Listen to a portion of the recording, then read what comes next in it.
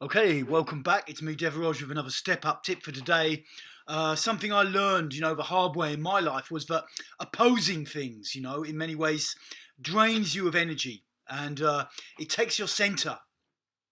You know, when you spend your life in opposition to a political idea or, a way of being, a concept other people have in the world, when you when you start to identify with someone who is in opposition to something, it's like you're giving your power to that thing, or you're only deriving your own sense of power as a reflection from something else. This is why, in many ways, counterculture doesn't work at all. About a few weeks ago, I was in Stokes Croft, in Bristol, which is a big sort of countercultural centre from the 80s and 90s, and it's still, agit-prop cafes and stuff like that, and pictures of Bob Marley and whatever, and all this kind of thing, paraphernalia, which I was very into in the 80s and 90s, and nothing really changes through this. And the people that are involved in it, all they're doing is they're getting a feeling of power for a while by opposing, the government, Trump, capitalism, whatever it is. But, it weakens you over time. It weakens you over time because on a deeper level, what you need to do in life is find out who you are and be that. And if you're just doing that in reflection to something that's out there, you can't really get anywhere. You can't really get anywhere. The whole time you're alive, in reality, you're immersed in a deeply, potentially transformative and spiritual environment. It just doesn't look like that because we're so attached in our egoic world, and it's so kind of hard and objective. We don't see that, and that's okay. But there are certain lessons you can learn.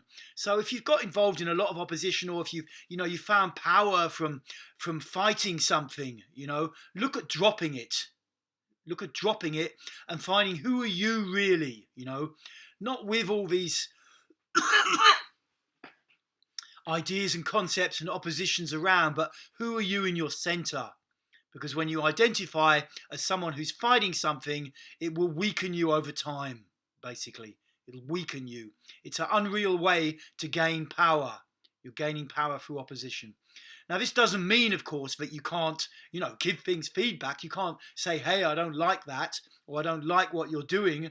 But when you take a stand and identify with someone taking a stand against something, you've got to be very careful that you're doing it from your own power center. And in my opinion, at least 99% of people who are involved in oppositional kind of politics are not doing that.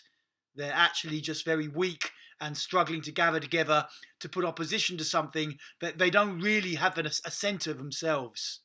One of the biggest lies that we're essentially sold by many areas of society, and we buy it basically, is that, we are individuals and we all have rights. And yeah, to a degree that's true, but actually, in many ways, it's a journey to really be human. It's a journey to really be alive.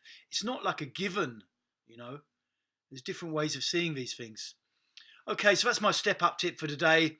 Give up fighting long term against stuff and find out who you are first, because often you're going to find you're very similar to the people you're fighting in reality.